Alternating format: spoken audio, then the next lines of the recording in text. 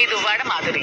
చాలా ముక్కుసోటుగా ఉండే తత్వం నాది. చూసాను అందుకేనేమో నన్ను ఫైర్ బ్రాండ్ అంటారు. అవన్నీ నమ్మే ఉంటే నీ ఫేస్ లాగే నువ్వు ఏదో కన్నాలేసుకు బతకాల్సి వస్తుందిరా.